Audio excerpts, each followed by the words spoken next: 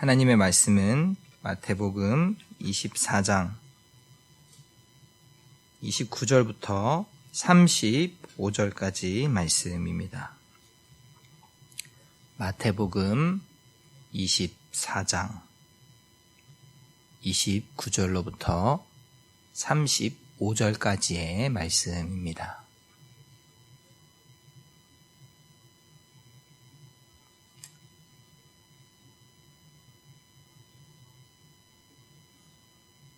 그날 환란 후에 즉시 해가 어두워지며 달이 빛을 내지 아니하며 별들이 하늘에서 떨어지며 하늘의 권능들이 흔들리리라.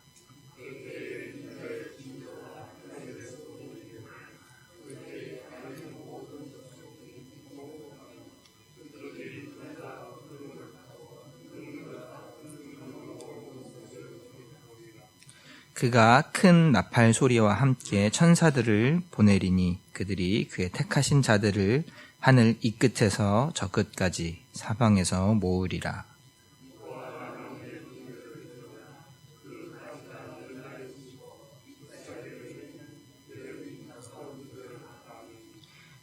이와 같이 너희도 이 모든 일을 보거든 인자가 가까이 곧 문 앞에 이른 줄 알라.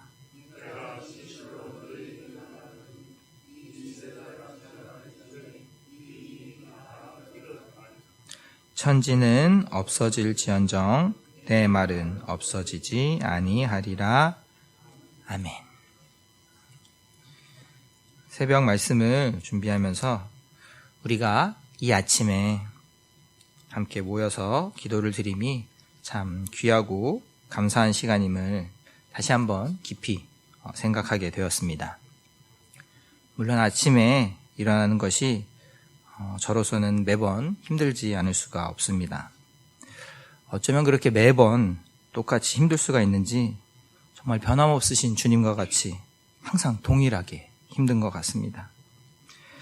예전에 너무 바빠서 기도합니다라는 신앙서적이 있었는데 너무 바빠서 기도합니다라는 이 책의 저자와 관련된 논란은 차치하고서라도 이 제목이 주는 인상이 개인적으로는 매우 깊었던 것 같습니다. 우리가 이 시간 함께 모여 기도하지 않는다면 사실 정말 기도하는 시간을 두기가 쉽지 않습니다. 그래서 우리 교회 중보기도 사역팀을 보면 볼수록 항상 감사하고 대단하고 놀라지 않을 수 없습니다. 시간을 두고 기도를 드린다는 것, 바쁠수록 기도한다는 것, 지금 이 시간 이렇게 우리에게 건강을 허락하시고 이 자리에 함께 모여 기도할 수 있도록 인도하여 주신 것에 대해 감사하게 됩니다. 그러면 우리가 바쁜 하루를 살아가면서도 기도를 드리며 이 아침에 특별히 함께 모이는 것, 바쁜데도 기도를 드리기 위해 모이는데 기도하기에도 바쁘고 시간이 없지만 그 가운데 우리가 함께 찬양을 드리고 또 예배 가운데 말씀을 잠시라도 나눕니다. 우리가 이 시간을 새벽 예배라고 하지 않고 새벽 기도라고 합니다. 그리고 새벽 기도 시간으로 우리가 예천교회에 함께 모이는 가운데 말씀을 나누고 예배를 드리는 것입니다. 신학자 칼 바르트는 말씀의 삼중 형태에 대해서 이렇게 설명합니다. 계시된 말씀, 기록된 말씀, 선포된 말씀으로 하나님의 말씀을 설명합니다. 먼저 계시된 말씀은 예수님을 말합니다. 계시된 말씀, 계시된다는 이미 드러난, 이미 나타난 말씀은 예수 그리스도 바로 그 자체라는 것입니다. 그리고 기록된 말씀은 성경을 뜻하고 이 성경이 기록된 하나님의 말씀이 될 수 있는 것은 성경이 바로 예수 그리스도를, 하나님의 말씀 예수 그리스도를 증언하기 때문이라고 설명합니다. 그리고 마지막으로 선포된 말씀은 설교를 뜻하고 또한 교회의 선포를 뜻합니다. 하나님께서 허락하신 자리 가운데 말씀을 나눌 때 기록된 말씀인 성경을 하나님의 뜻 가운데 바르게 해석해서 선포할 때 그것이 지금 그 자리 가운데 하나님께서 허락하신 자리 가운데 하나님께서 선포하시는 말씀이 되는 것입니다. 주일 예배의 설교를 통해서 하나님께서 친히 말씀하시는 것입니다. 또한 지금 이 시간 가운데 저는 부족하고 연약할지라도 분명 하나님께서는 하나님의 말씀을 하나님의 놀랍고 전능하신 능력을 따라 선포하시는 것입니다. 예수님께서 예루살렘 성 안으로 들어가시고 성전에서 말씀을 전하시며 그 당시에 기득권자들, 서기관들과 대제사장들, 장로들과 여러 차례 충돌하시고 이제 예수님께서 감람산에 오르셔서 잠잠한 그런 가운데 제자들이 와서 세상 끝날에 대해서 예수님께 여쭤봅니다. 그리고 예수님께서는 주님의 다시 오심과 세상 끝날에 대해서 마태복음 24장의 긴 말씀을 이어가십니다. 여러 징조의 말씀을 해주십니다. 지진도 있을 것이고 기근도 있을 것이며 거짓 선지자들이 일어나고 심지어 그들이 표적과 기사도 행할 것입니다. 그리고 성도들이 세상의 미움을 받고 성도들조차도 실족하게 되어서 서로를 넘겨준다고 말씀합니다. 그리고 오늘 말씀에서는 해가 어두워지며 달이 빛을 내지 않는다고 말씀하십니다. 사실 달은 원래 빛을 내지 않습니다.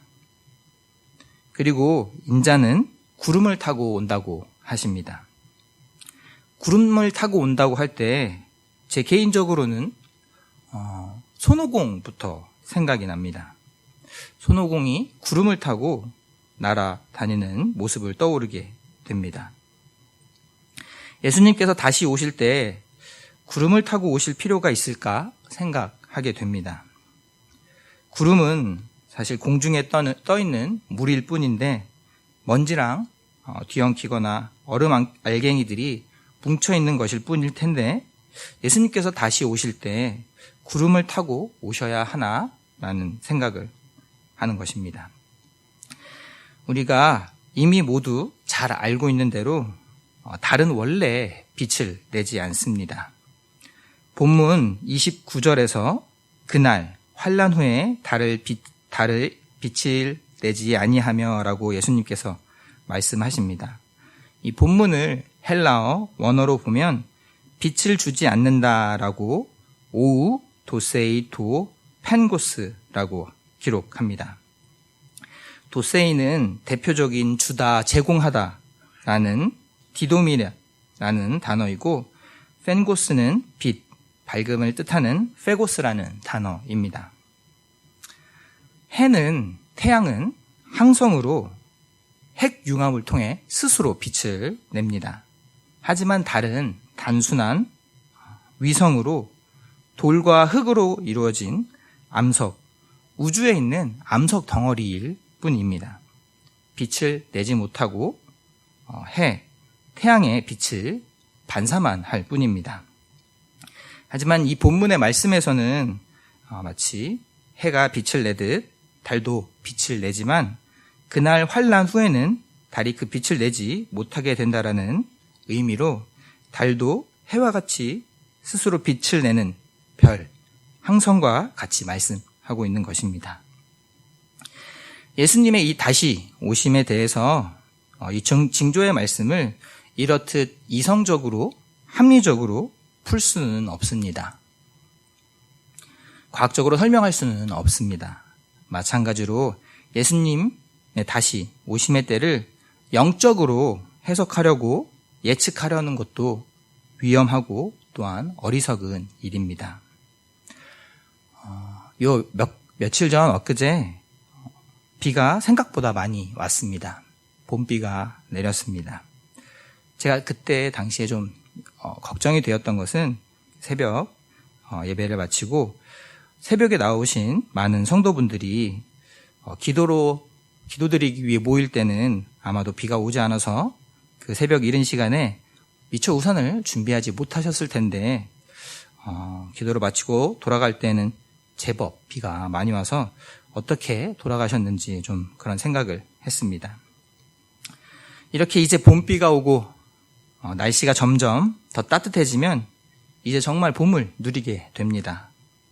본문 32절에서 무화과 나무에 가지가 연해지고 잎사귀를 내면 여름이 가까운 줄 안다고 말씀하십니다. 그러니까 예수님께서 다시 오심에 대해서 봄비가 오면 이제 아름다운 봄꽃들이 피어나겠구나 라는 정도로만 알 수 있으면 될 것 같습니다. 천지는 없어질지언정 내 말은 없어지지 아니하리라. 아멘. 주님께서 이 땅에 오심으로 이미 하나님의 말씀이 계시되었습니다. 드러나게 되었습니다.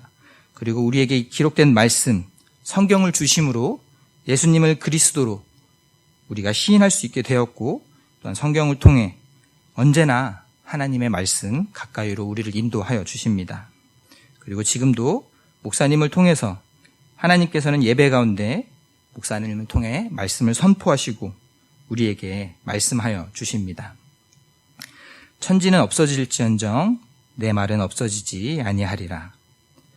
우리가 세상의 징조 가운데 현혹당함이 아닌 언제나 지금도 우리에게 말씀하시는 그 하나님의 말씀에 따라 그 말씀에 더욱더 집중하고 겸손히 그 말씀 순종하며 살아갈 수 있는 저와 여러분이 되기를 원합니다. 아버지 하나님 감사합니다. 주님의 말씀을 우리가 너무 매번 동일하게 듣고 있는지 다시 한번 돌아보게 됩니다. 주님께서는 지금도 말씀하고 계심을 다시 한번 깊이 깨닫고 조금 더 말씀대로 살아가기 위해서 조금 더 그 말씀 앞에 우리 자신의 삶을 비춰보기 위해서 주님 앞에 더 겸손히 그 말씀을 집중하는 그런 주님의 자녀로 살아가기를 원합니다. 감사드리며 예수님 이름으로 기도드립니다. 아멘. 하늘에 계신 우리 아버지, 아버지의 이름을 거룩하게 하시며 아버지의 나라가 오게 하시며 아버지의 뜻이 하늘에서와 같이 땅에서도 이루어지게 하소서. 오늘 우리에게 일용할 양식을 주시고 우리가 우리에게 잘못한 사람을 용서하여 준 것 같이 우리 죄를 용서하여 주시고 우리를 시험에 빠지지 않게 하시고 악에서 구하소서. 나라와 권능과 영광이 영원히 아버지의 것입니다. 아멘. 이 시간 우리가 함께 기도하실 때에는 우리 예천교회를 위해서 함께 기도하기 원합니다. 이 목사님을 위해서 또한 우리 다음 세대의 어린이로부터 중직에 있는 모든 분들까지 함께 기도하기 원합니다. 특별히 교회 모든 환우분들을 위해서 간절한 마음으로 기도하고 또 보살피는 가족들을 위해서 기도하기 원합니다. 우리 이웃 예천 지역을 위해서 또한 이 나라 민족을 위해서 또 온 세계 열방을 위해서 기도하고 또 선교사님들과 그 선교지의 영혼들을 위해서 기도하기를 원합니다. 그리고 각자 개인의 간절한 기도 제목으로 우리가 주님의 이름 한번 부르고 기도하시겠습니다.